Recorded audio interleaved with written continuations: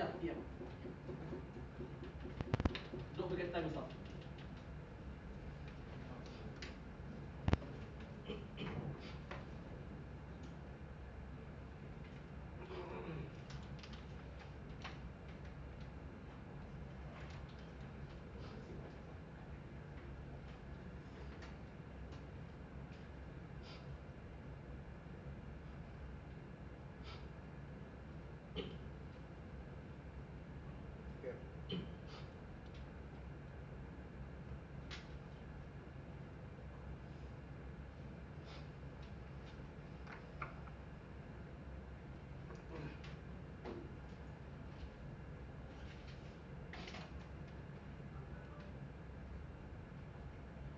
I think there's a problem with status quo right now, where politics fail to represent minority issues, which agreeably is some there are some level of importance or severity to the people that are actually affected by it. This looks like local issues. This also looks like other issues. Like in the motion, pensioners' rights, animal rights, whatever it is, right? I think there are two prongs to this. Firstly, just because the voter basis, the majority of them just simply don't care or don't know enough about these problems in the first place. But secondly, there's not really any political mileage for these big political parties to actually try to garner in or carry out these things in the first place, right? This to actually cater to these issues. I think this necessitates us, supporting the emergence of these single issue political parties in the first place. We'll tell you why there are much more net benefits to this. I think this is the only way we can reach two of these things, which is the representation of these issues in its actuality and the visibility that it needs to actually form a larger and serious issue. Three lines of argumentation coming from side of government, right?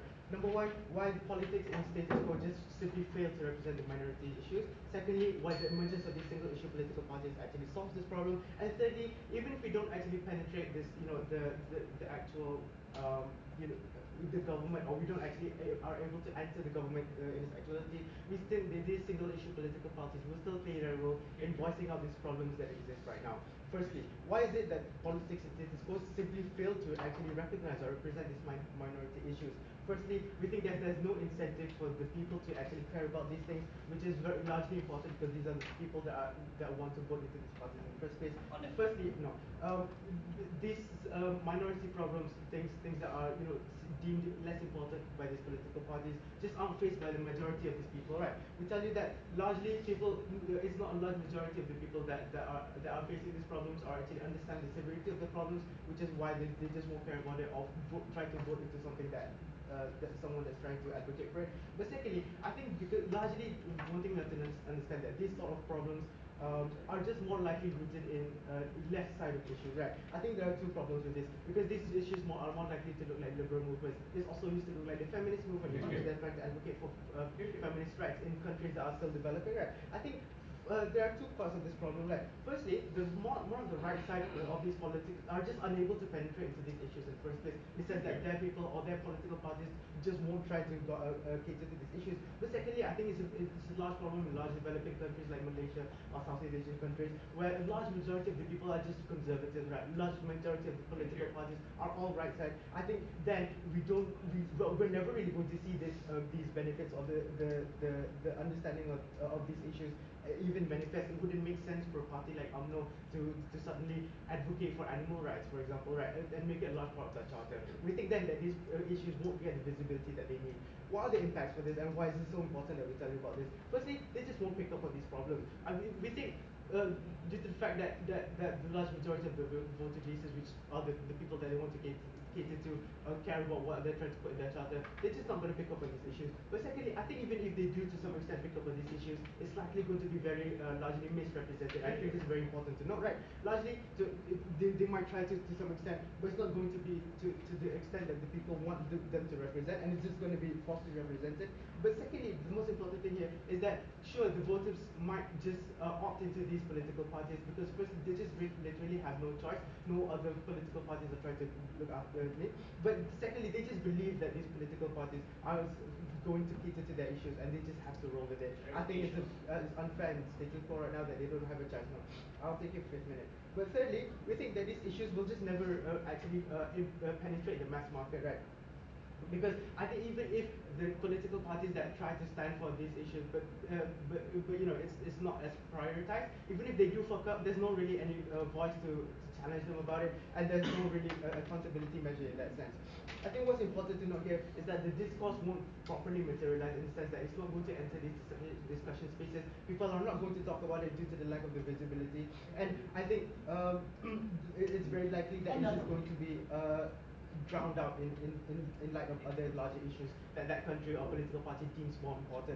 But secondly, I think it's just going to delegitimize these minority issues in the sense that they're going to talk about other things that they think are more important. I think it's going to leave out problems like the feminist movements or animal rights movements. I think then it's going to make it seem like not as big of an issue because they're just simply talking about other things and it's just not going to be as legitimized. I think the large problem here is that there's just no visibility in that sense now.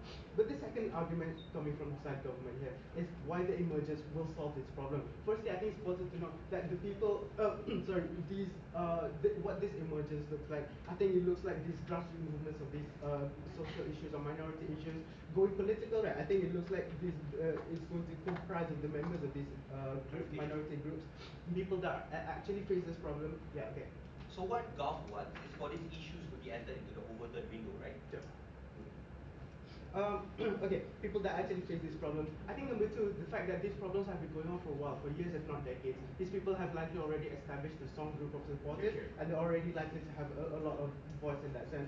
Thirdly, I think now they're going to have the capability to be visible in the local area, the area where these things are actually, you know, very to a large severity. But then I think it also looks like these single issue political parties actually carrying out the initiatives that are actually going to benefit the people in those communities, right? So why does it actually solve it? Firstly, because of what I already told you, these people actually understand this problem. Four prongs to this. They literally face this problem.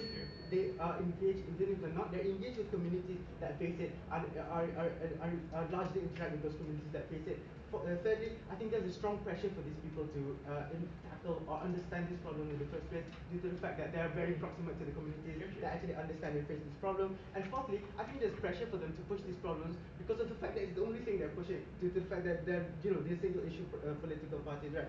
Because they have to put a large importance on it. And I think this is the only way where we can get people but the fourth thing here I think is very important to note. I think we do kind of see that because these parties are likely going to look smaller, how do we actually gain buy-in for these parties? I think number one is going to look like less infighting within these smaller communities due to the fact that they are united under a political party that actually cares about them and actually going to be representing them well. But secondly, I think it looks like campaigns. I think is going to just gain, you know, it's going to garner such a lot of buy-in because of number one, they're making these problems visible, but number two, the people in these communities actually care about these problems, which is where we're going to get the buy-in for these political parties to actually, you know, do well. But what's the impacting of this? I think that number one, people who can represent well are going to be you know, penetrate this market. But number two, I think this is the only way to actually create visibility that is actually well represented, where it's enabling these local parties to challenge the local authorities and to actually voice out the problems of these minorities. I think it's the only way where we can take that. All right, thank you. We have next up, Ella.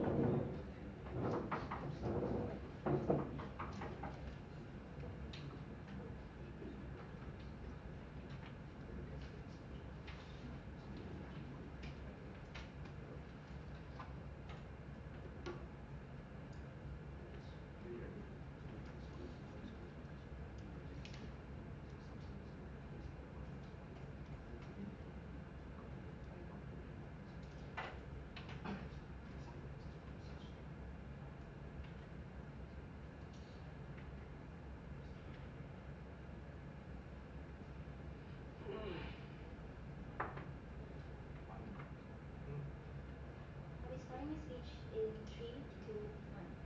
Single-issue political parties are an obstruction to effective policies that should holistically cater to the nuances of a society. First, we agree minority issues are important. But if there's no effective change for that to actually happen, to actually help people, to have specific policies to actually happen, then we don't really see the impact coming from state government. Rebuttals will be integrated into the case. But first, to frame what are actually single issue parties. Within a single issue parties are your parties that specifically focus on one niche issue.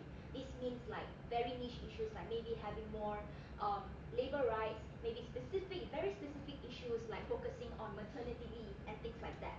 This is different from single theme parties like PAS, which is on the surrounding the theme of like Islam and things like that. PAS is not a single issues party in debate because PAS does not focus on niche issues within Islam. Next, we think that we think there's also a difference between single issue parties and social movements, which will be an important part of the debate. Because we think that minority issues are important, but they shouldn't be part of the political arena for the obligation of a single issue party to then be bring up to the parliament to then be discussed. Because the comparative fear is that social movements are things that can also bring up these single issues to the attention to the public. This looks like your civil rights movement, it looks like your women's suffrage movement.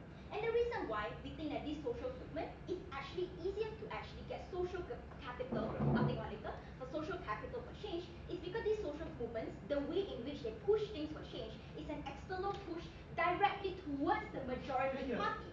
Meaning it is a direct push towards the status quo of the party that's already existing political capital, there's already existence of political will. Compared to single issue party in which government has failed to prove the burden where they are going to get the number one, the buy-in, number two, the traction, or number three, where are they even going to prove that the discourse in itself is sufficient for the Overton window to even happen, I'll take 1 before 6, for the Overton window to even happen at the end of the day.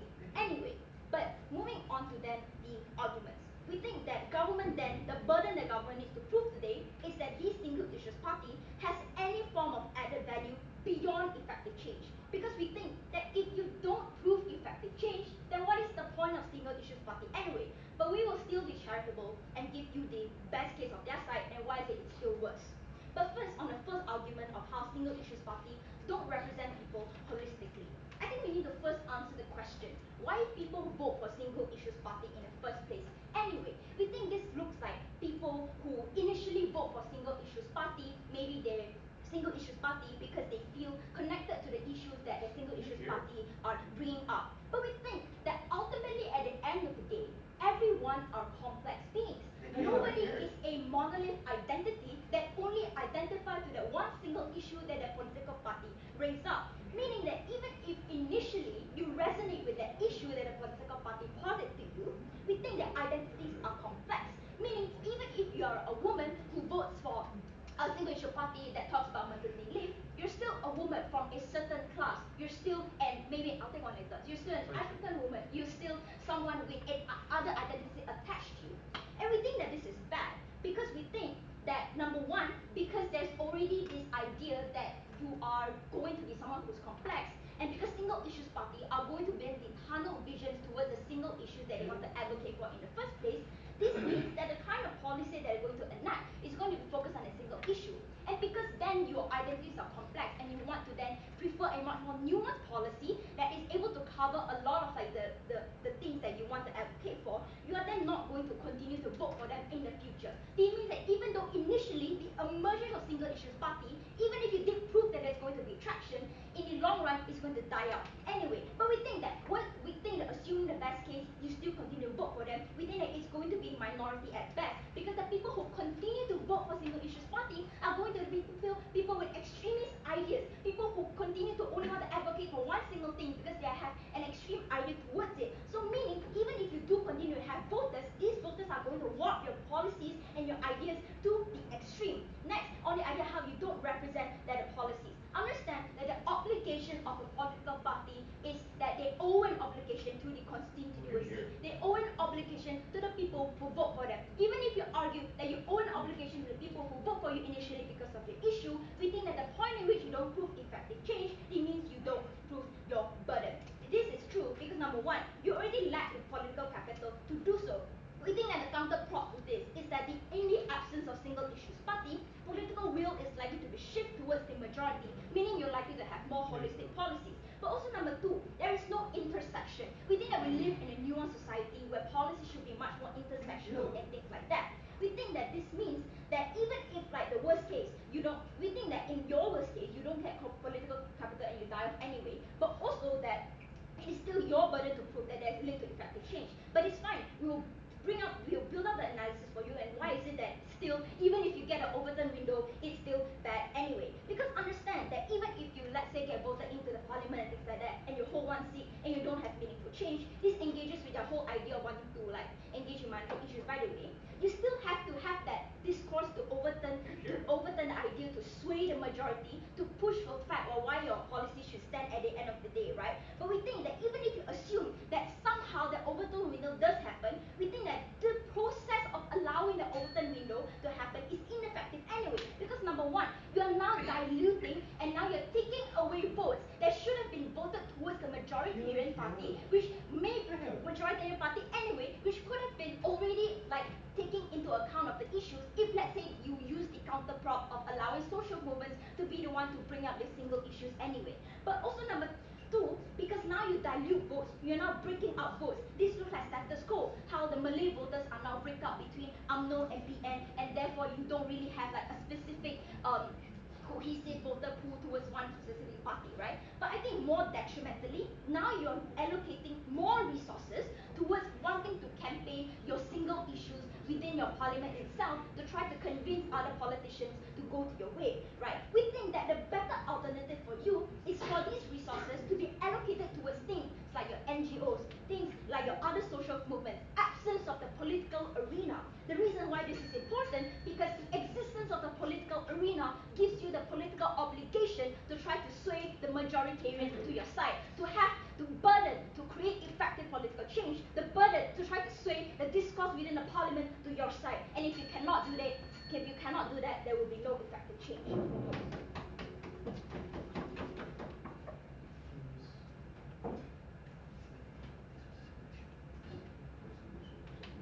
Great, thank you for that. Hello, next up, Ibrahim. Right.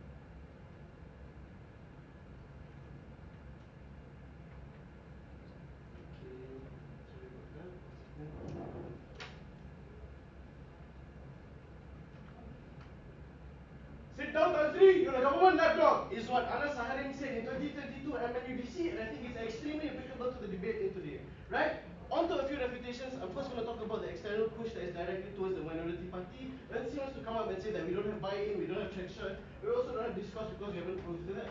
I think Nabil, to a certain extent, has at least shown to you why exactly buy-in is probably going to be a lot more effective on the outside as opposed to your side, due to the fact that the issues are more proximate to the people in these areas necessarily. It doesn't necessarily mean that single issue political parties represent the constituency of Selangor or Kelantan, etc. It's probably more likely that the constituencies are going to be the cities and the regions within Selangor and all of those other states in and of itself. Which is why it is easier for the most proximate issues of the people faced within these constituencies to be garnered to effectively. I.e., the people who are in Selangor, people who are in Petaling Jaya, Selangor probably have certain issues that aren't dealt with, that aren't faced by other people in other constituencies.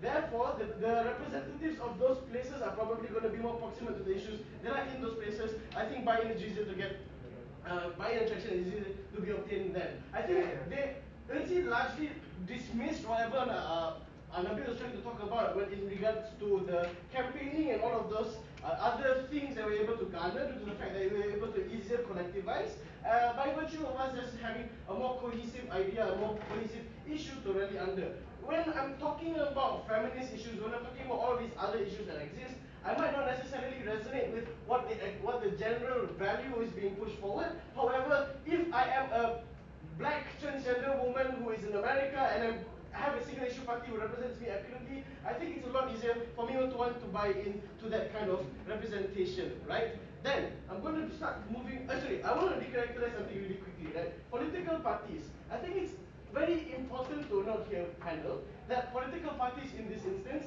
are not the government. They are single constituencies, minor constituencies within the state, which then allow for them to possibly have a seat within the parliament, or possibly have like multiple seats in the parliament. This looks like entities as simple as like Muda, who has like one seat in the parliament only. I will tell you why that is extremely important for these minority issues to be brought forward and to be better represented, right? Then I'm going to move on to my first argument, which is the third argument of this, to this debate. Why even if the single issue political...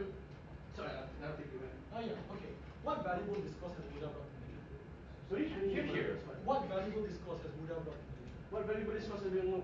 Okay, first of all, even if there isn't discourse, and even if there is discourse, I think it's very important that Muda was able to rally all of the different races that existed within Malaysia to help with the Selangor floods that happened in early 2022. I don't think that's necessarily something you can dismiss. I think it's very, very valuable that these people are being able to be more cohesive, and that where there is cohesion in that single issue political party, it doesn't necessarily mean that they are blind to all of the other issues that exist. Yes, they do prioritize, and the majority of their efforts are towards that one thing. However, we do think that constituencies such as Muda are able to bring discourse by virtue of them being the minority in a party. I think minority issues are very fire and heat topics nowadays. I think everyone's talking about them, like BLM, all of these different things. People are going to want to talk about minorities issues just by virtue of it being a hot topic, and if you don't, you're going to get cancelled on Twitter, right? Anyways, why even if these single issue political parties don't get into government, it's still valuable. And this is in our worst case possible, and I'm going to also be talking about our best case, right? In our worst case, we're going to be able to have call-outs, right? This is where Nabil's point is extremely important, and I'm going to blow up the analysis here, right?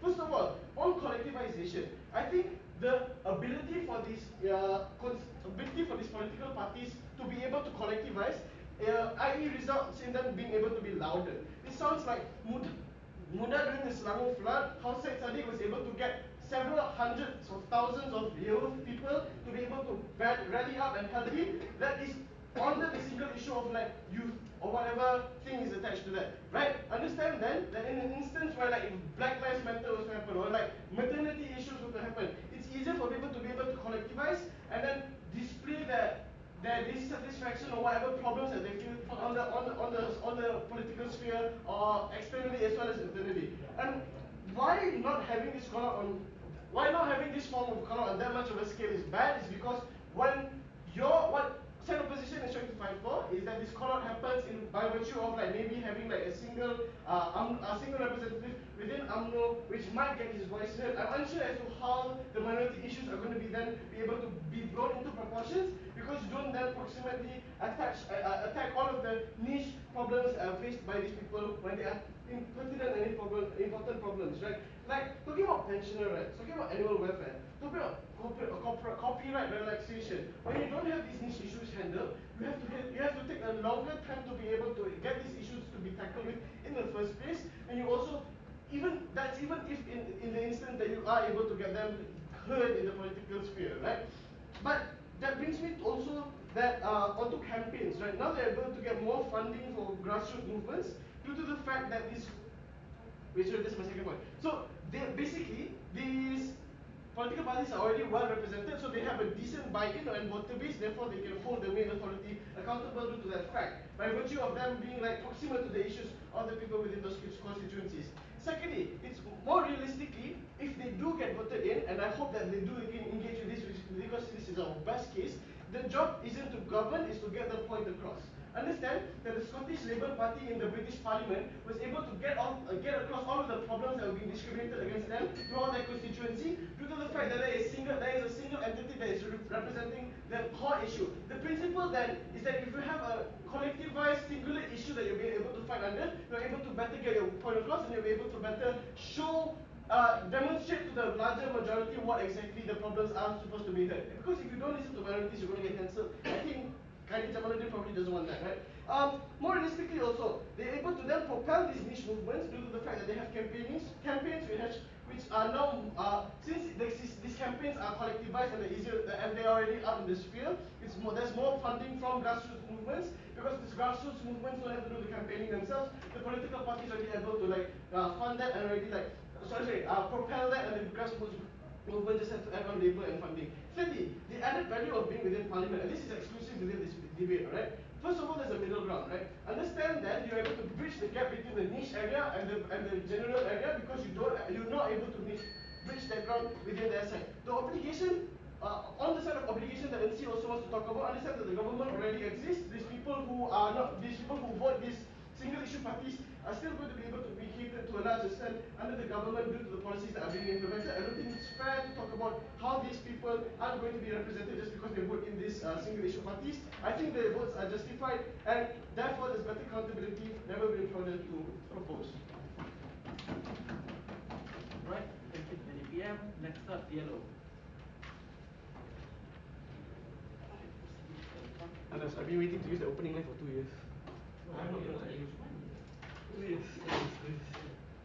Felt like 2 years.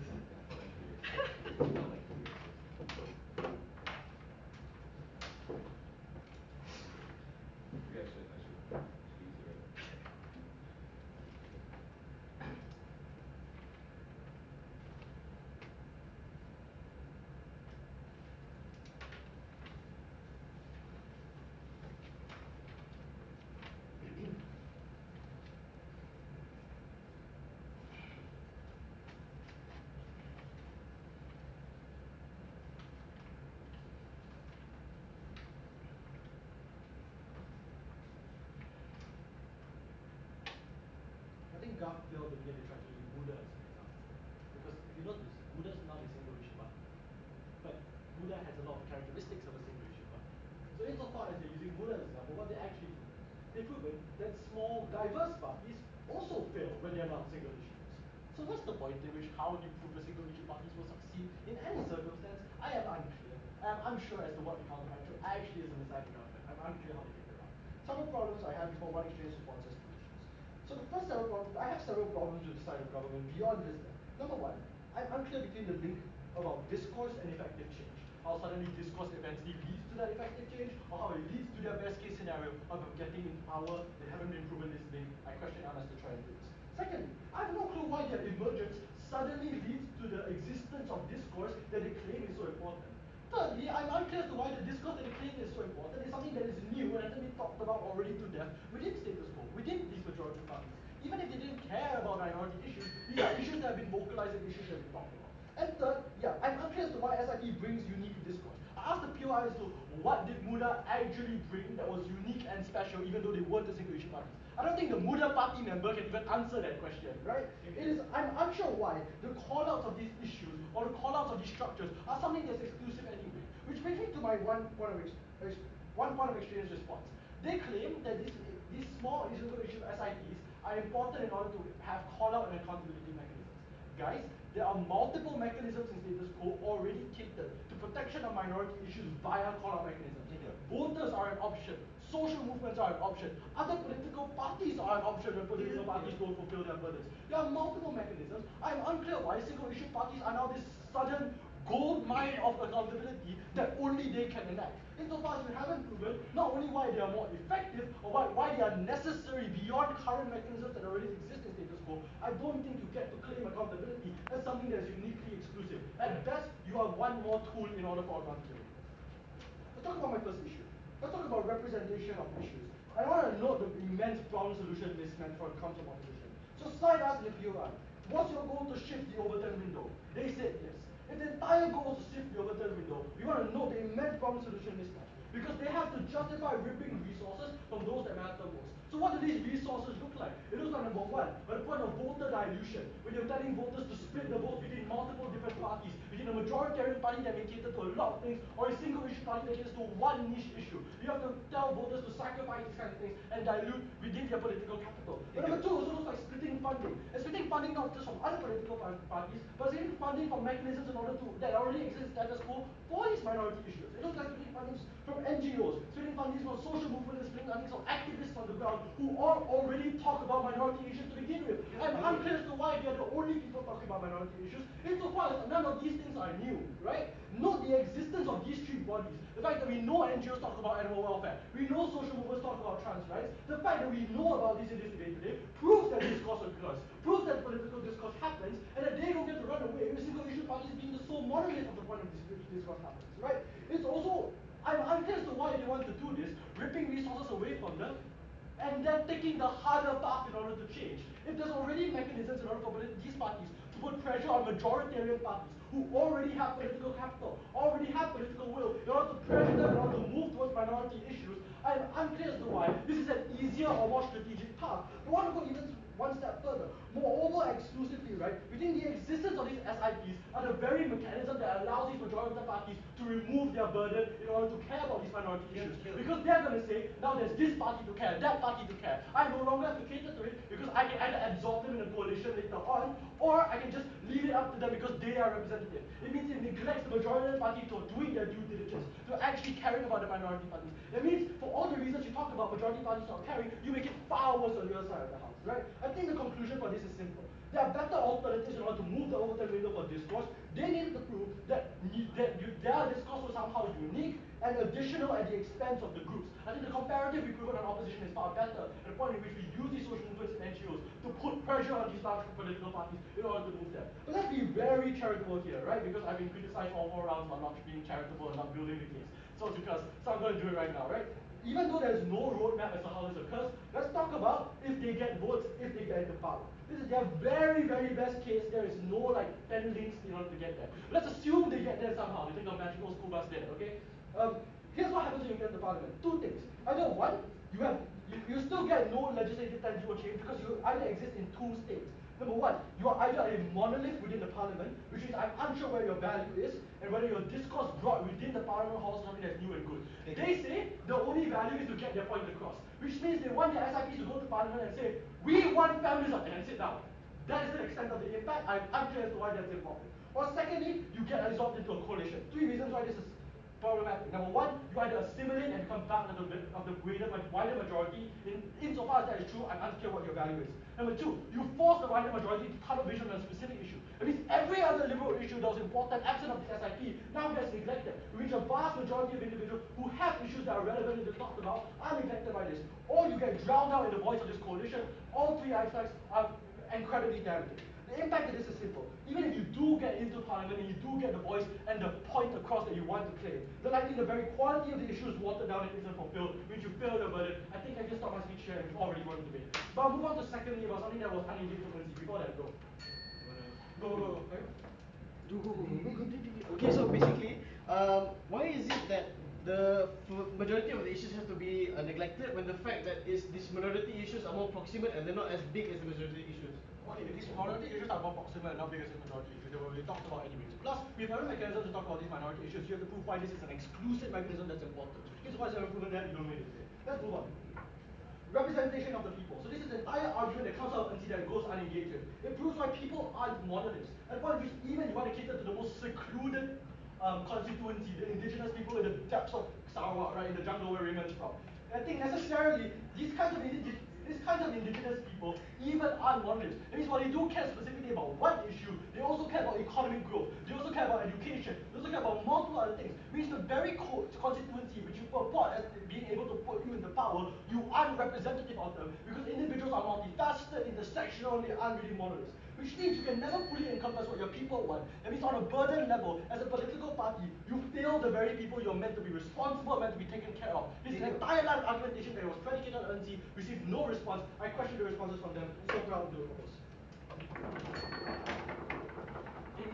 Yellow, next up, no.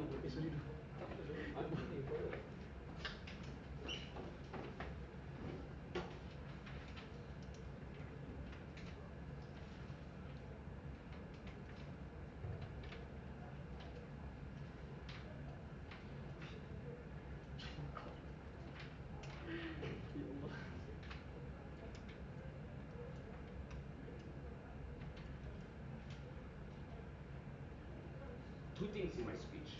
Number 1, whether it is true we need to penetrate the government in order to access benefits and what that looks like on our side.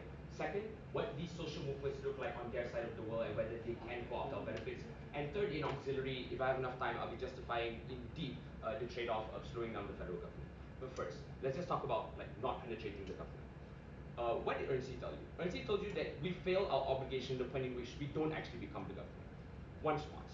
Nabil already told you clearly that only on our side of the world are we actually able to rally individuals locally. What does this mean, panel? And the more important thing about that is we are actually able to locally hold local authorities accountable, assuming they don't actually like acquiesce to the particular demands of these particular groups. We told you two exclusive mechanisms. Is number one, people won't literally vote for these individuals, and this is more important on our side of the world, the point in which we legitimize these particular issues as an actual political problem, incentivizing the grassroots to actually vote. In otherwise, because in the comparative, they just wouldn't. But second, like the ability as a political unit to call out these local authorities becomes far more easier on our side. The point in which we do have things like campaigning, and we do have the very visibility which can in fact threaten these particular local authorities. I think these are two exclusive mechanisms on our side which actually creates and or threatens these particular local authorities and forces them to acquiesce to our particular problems. Why is this so important? I think only on our side of the world when we can achieve this type of accountability through this visibility and through like say the galvanization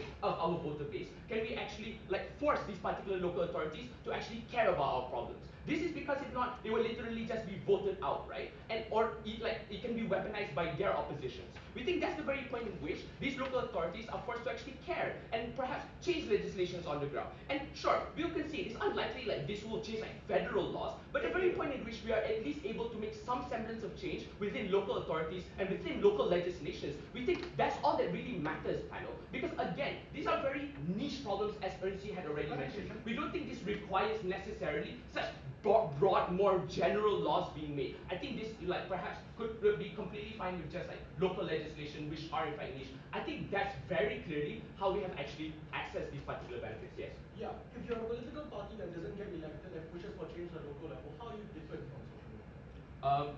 Because a majority, number one is again, like you don't have to be voted in order to pressure local authorities. If not, they won't be voted in. It's not so much that we have to be voted in, panel. And I think we've made this relatively clear. It's just the very fact that we do in fact have a society which cares about a problem.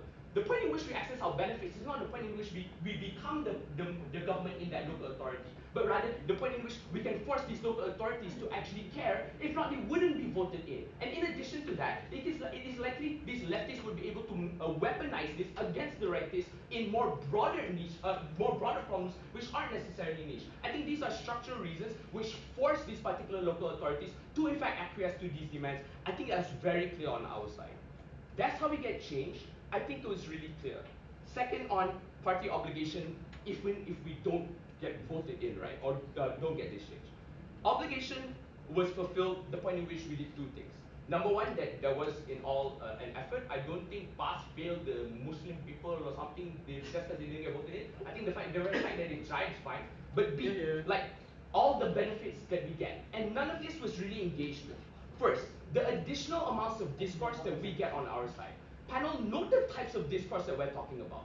We're going to be talking about campaigns, ones which these new rightists would have to actually argue about on airtime. What does this do? This means that you actually have conservative MPs who actually have conservative voter bases discussing your issues because these are things which they didn't otherwise, they weren't otherwise privy to, but more importantly, it's because your MP is talking about it. We think this is an exclusive and more beneficial type of discourse because you get to penetrate extremely rightist movements and or extremely extreme movements. This allows these movements to, even in their very worst case where they don't actually like really give it much like legitimacy, come to some form of understanding which could pull individuals to the middle. I think now that doesn't really do much. But I think in years to come, that could mean individuals forming an understanding to actually force them to come to the middle. I think that's the only way we allow these issues to be discussed, but in the long term, create an understanding for these far rights to actually come to the middle and vote for these particular niche issues.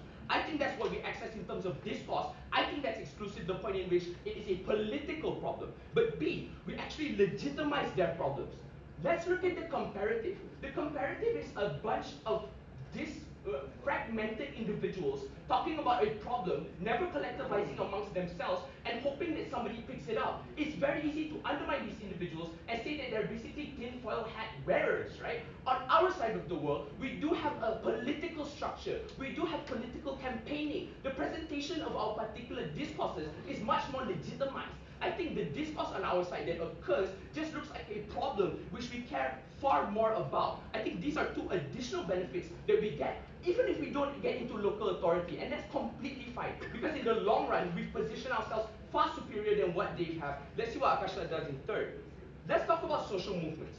Nabil told you clearly on our side, only when you actually form a single body do you actually get to hold these individuals accountable, because there is a political structure in that you can vote people out and you can pressure and call them out. But B, that there's a democratic part of this, which means in past you can vote individuals out the point in which they kind of stray from Islam. We think this happens similarly on our side of the world, considering we're a political party. Two things from this. Number one is, only on our side did we really get the type of representation which actually which these people actually feel. But number two is the collectivization of these individuals. And it's really because we are voted in. What does this look like? This looks like being able to acknowledge intersections. Because obviously we wouldn't be able to absolutely acknowledge intersections so much so that we sell out the other half, right? But because we are actually able to collectivize individuals in the middle, we think that's the only way for them to actually come to a consensus of what we should move in terms of these particular movements. And I think that only happens on our side of the world, in addition to the structural reasons, such as like the accountability, right? Like calling them out. On our side of the world, because of this political structure, we're actually able to identify who to call out, and we're actually able to call them out, as well as to get intersections on our side of the world to meet themselves in the middle and to collectivize and vote for what they believe is right. The important thing is the comparative. They have fractionalism and they've never justified it. But Nabil said that early on in first, and he never justified it. Just on that, and just on that, like, we're willing to take the trade-off that the government's going to be slower, because like they didn't frame it as a massive harm. I don't think it's going to be marginally that slower. I think it's fine the point in which we get some change.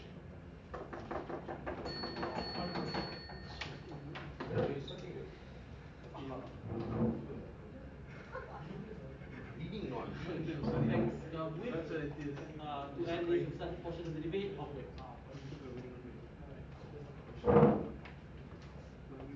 This time we set up a timer.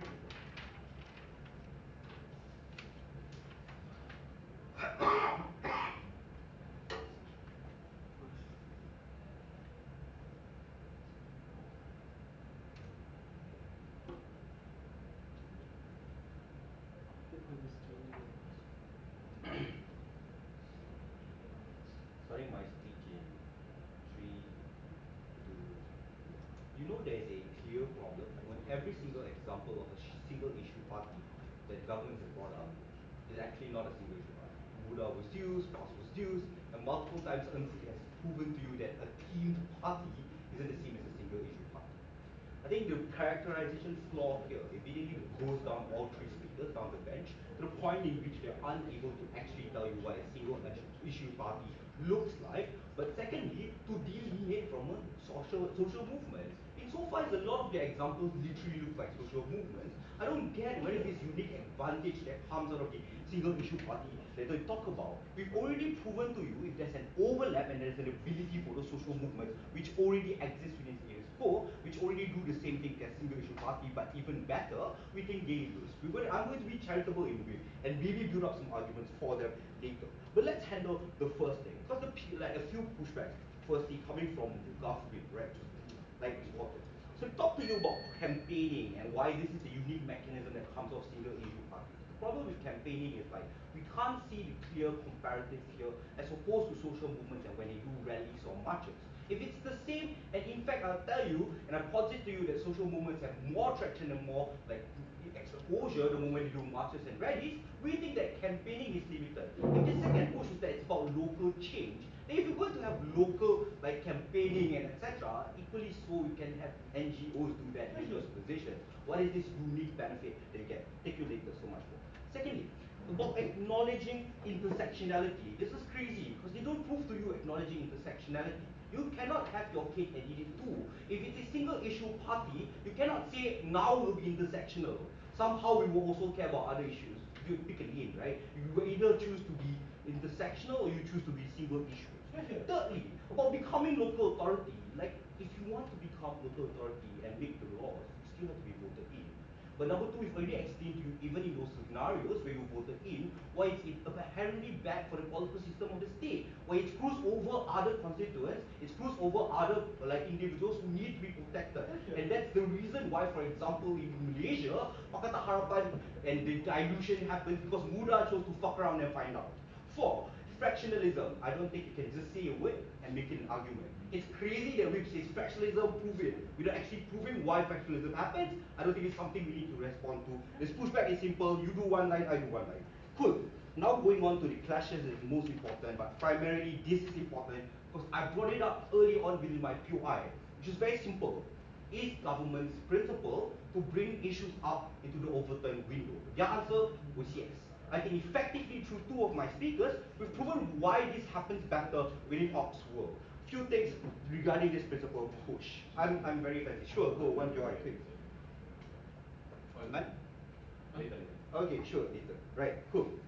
Let's talk about bringing up into the overturned window. What was the three problems with this coming out from class? I think number one, we talk about efficiency or effectiveness, right? It's simple. If you want to talk about shifting the overturned window, there are only two mechanisms in which they can do this. Either one, you exist as a significant party with some form of ability to actually bring up those issues to the overturned window and create some level of policy discussion. If you're not, cannot, but if you were to be charitable and say, yes, you have some ability to gain that traction and bring it into that overturned window, we think it's still ineffective because you're not intersectional, because you dilute votes. Cool. Secondly, maybe even if you win a seat, right? I think here's where we pose it. It's wasteful for a few reasons, right? Two reasons that were posited by my team. Number one, why it's a dilution of votes. That means it takes away votes from liberal parties who are principally oftentimes aligned with you. That means there won't always be two conservative parties on the side of a democracy, right? There will always be parties which are left leaning and right leaning to a certain extent, maybe left center, right center. You're taking away the ability for the left center party to talk about these issues because now they can throw away and literally Wesley's argument, right? They push away those issues because now they say, look, other parties have it. But secondly, this means that you can't win. Like those majority left-leaning parties can't win election because you're diluting votes away from them. That's why you lose out any form of political traction.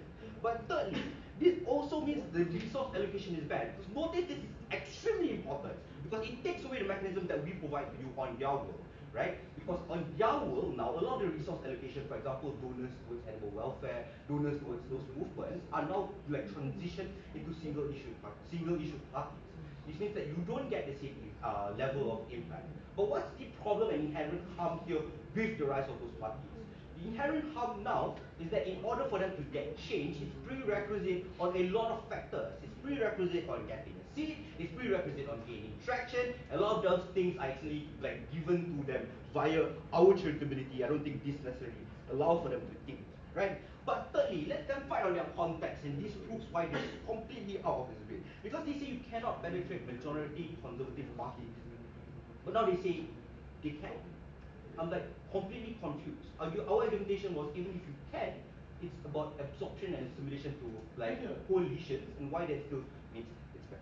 There are a few things to talk about here, but before that, sure, take your eye. Yeah, so there's a difference between campaigning by political parties and social movements in that both can coexist. I'm unclear as to why cannot coexist, number one, and secondly that campaigning, as we've mentioned, isn't able to penetrate the political sphere. Literally 50 seconds ago, I just told you why there's a zero-sum game when it comes to allocation of resources. Now he tells me why both can coexist. I'm completely confused here. Look, the second layer to this, and let's be completely charitable here. I think this is the last comparative. It's important. It clearly shows why they're out. Let's be super charitable and say they want ideological purity, right? There are two problems here. Number one, in order for you to win and create effective change, oftentimes ideological purity isn't the most strategic, pragmatic way to achieving those change. That means policy changes, you want minority rights, etc. Ideological purity has to be to a certain extent traded off. What does this trade-off look like? Why does it happen better on social movements? We think that intersectionality is what allows those movements to succeed. The reason why women's suffrage was able to succeed is because of how intersectional it is with society, of how intersectional those movements are. If you're an intersectional and you're a single issue plurality party, you're unable to achieve those changes. That means at best op doesn't achieve those ends. But secondly, that people are multifaceted and and you want multiple different things. So even if you are a single issue party, you are able to cater to your constituents and the people that you want those things. You're breaking down the holistic nature of democracy. So not only they are harming regional levels, they are harming a holistic political structure for the nature of single issues. I think this is problematic because it goes against the principles of democracy. It's very fair, problem-solution mismatch. Great, thank you. With our reply.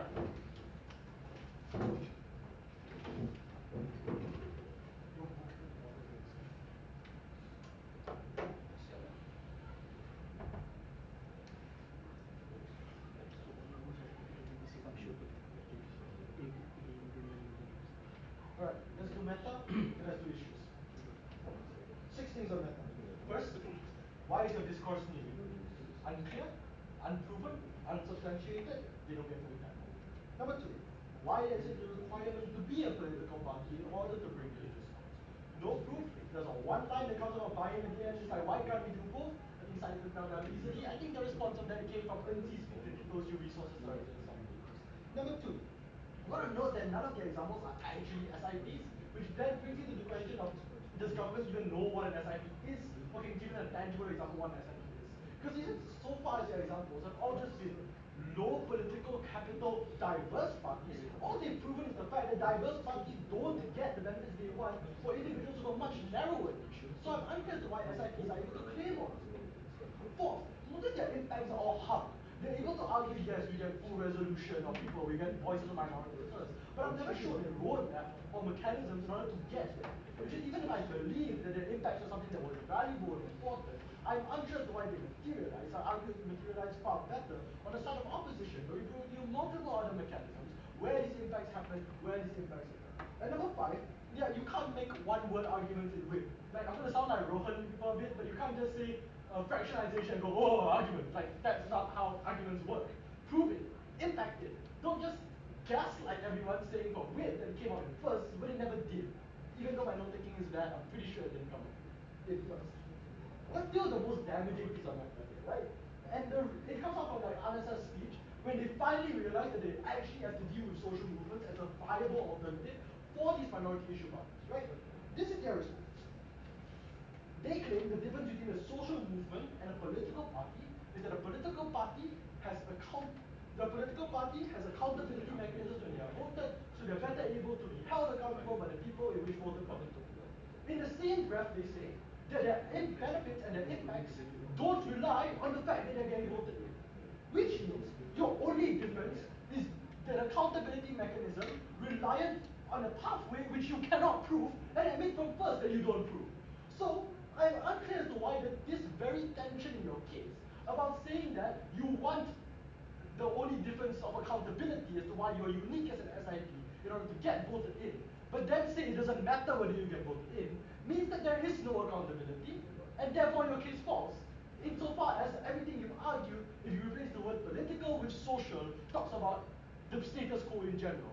I'm unclear why you are you, I'm unclear why you are unique, I'm unclear what the value government brings to the round. 2 issues there. Number 1 on shifting the Overton window. Note this came out very early in the PY from Syed about whether it was just that it was about the Overton window being shifted. They agreed that it was about the Overton window being shifted, then did nothing to shift the Overton window.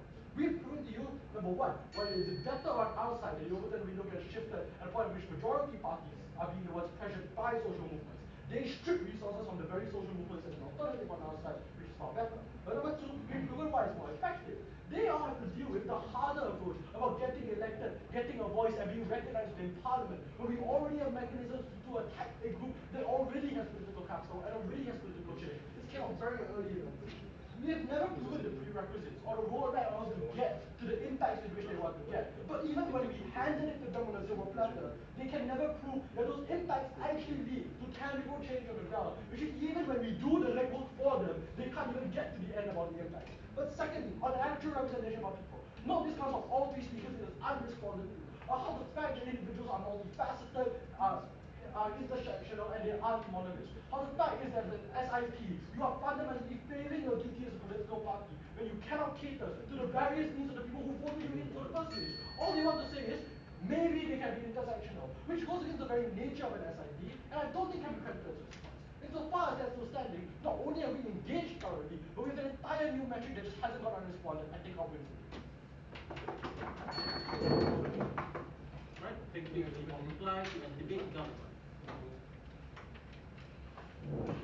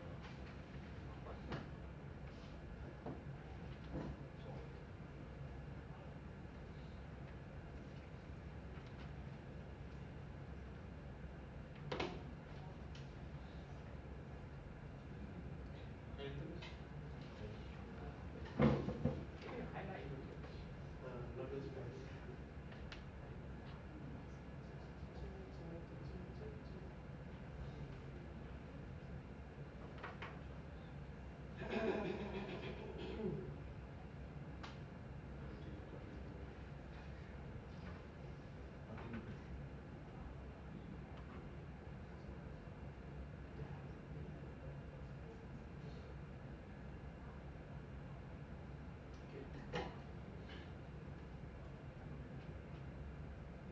So let's just get out of this window what both sides are winning on first of all, right? Side opposition currently is winning on us trading off general issues for niche issues. We tell you that necessarily their framing never told you as a panel how vulnerable these broader issues are to the point that when you take on these individual niche issues, suddenly everyone's gonna die. I'm unclear whether that is the case. Wesley, Ilse or Akasyah never explained to you why it is that these social issues, these general issues, which already have incentives and call-outs that are going to be able to allow them to be catered to and handled, even in the instance that these single issues come into sphere. I'm unclear at the end of the debate as to why suddenly all of these issues are going to be tenfold, right? The conclusion then is really simple. More people collectivize, right? So then there are problems to mitigate the broad problems anyways, due to the fact, sorry, there are problems to mitigate the broad problems anyways.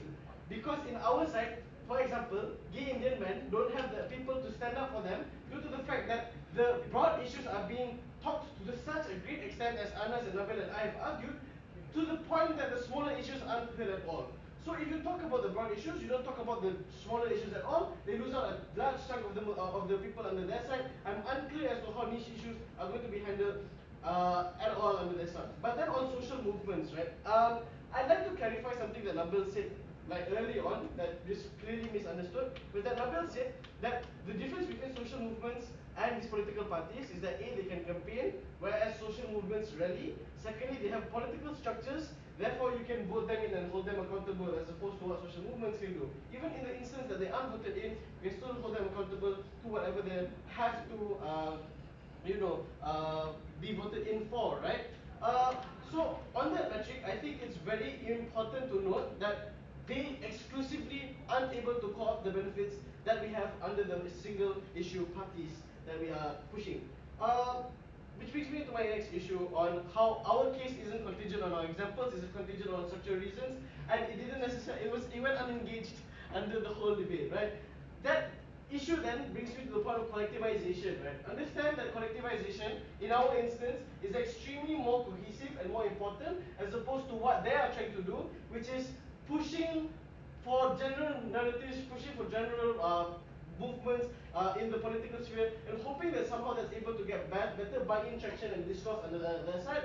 I'm unclear at this end of the debate as to how they get that exclusive buy-in, traction, and discourse, because they say that insofar as you're able to tackle more broader issues, we already tackled the niche issues. I don't think they necessarily cater to the most vulnerable people that are on the ground, right? On the topic of everyone being a complex being, and if you're not, you're a monolith, right? understand that even in the instance that you are a monolith, I think that Nabil, Anas and I have collectively argued how this allows you to at least challenge local authority, right? Because in the instance that you are able to challenge local authority, I think it's more useful for you to be able to even have some form of a voice, and even if it is you just standing up in parliament and saying, hey, feminism, I think that's a better thing than that not being an issue that's being posited to the extent that it is at all, right?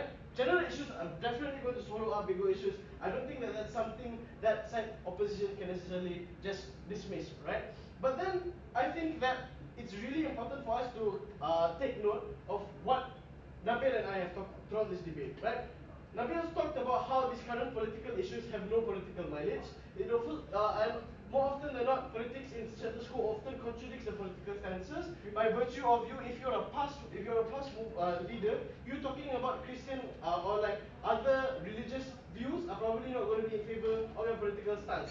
Therefore, when you have a more niche party